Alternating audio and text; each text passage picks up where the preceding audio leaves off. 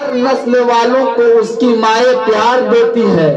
ایک مرغی کی آواز پر چھوٹے چھوٹے بچے کس طرح پیچھے پیچھے دوڑے آتے ہیں۔ بکریوں کے بچے بھی جانتے ہیں کہ یہ ہے میری ماں، اس کے تھنوں سے لپٹ جاؤ تو میری بھوک مٹا دیتی ہے۔ مگر انسان بھی بچے پیدا کرتے ہیں، جانور بھی بچے پیدا کرتے ہیں، مگر انسان جب آوارہ ہو جائے، انسان جب بدچلن ہو جائے، انسان جب بدکار ہو جائے تو لوگ کہتے ہیں عجیب ہے یہ انسان، یہ آدمی تھوڑی ہے، یہ تو کتا ہے، یہ آدمی تھوڑی ہے، یہ تو جانور ہے، یہ آدمی تھوڑی ہے، یہ تو گدھا ہے۔ مگر آج تک میں نے کسی انسان کو یہ کہتے کر کہا ہے یہ تو انسان ہے؟ انسان کو جانور کہہ دیا گیا، مگر کسی جانور کو انسان نہیں کہا گیا۔ ہاں، اگر کوئی کتا کہف کے ساتھیوں کے ساتھ گھر میں سو جائے، اللہ کے دوستوں کے ساتھ سو جائے، تو علماء کرام کہیں گے کہ اس کتے کو کتا مت کہو، اس لیے کہ کوئی کتا جنت جائے نہ جائے، کہف کے ساتھ سونے والا کتا سبحان اللہ سبحان اللہ۔ انسان کو کتا کہہ دیا جاتا ہے، مگر کسی کتے کو انسان نہیں کہا جاتا۔ کلیئر ہو گیا، بچہ پیدا کرنا کمال نہیں ہے۔ اگر صرف بچہ پیدا کرنا کمال ہوگا تو تمہیں بکریوں کے ریوڑ پر بھی کہنا ہوگا کہ بچے وہ پیدا کر دیتے ہیں۔ کتے بھی بچے پیدا کر دیتے ہیں۔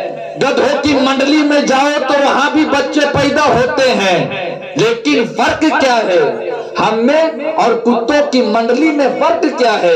انسان میں اور جانور میں فرق کیا ہے؟ اس لیے کہ وہ بھی اپنے بچوں کو کھلانا جانتی ہے، ہم بھی اپنے بچوں کو کھلانا جانتے ہیں، وہ بھی اپنے بچوں کو پلانا جانتی ہے، ہم بھی اپنے بچوں کو پلانا جانتے ہیں، وہ بھی اپنے بچوں کو سلانا جانتی ہے، ہم بھی اپنے بچوں کو سلانا جانتے ہیں۔ لیکن فرق کیا ہے؟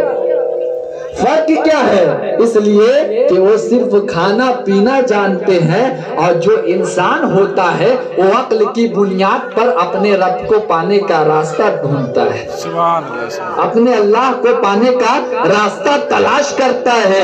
اب آپ کی توجہ صرف میری طرف ہونی چاہیے۔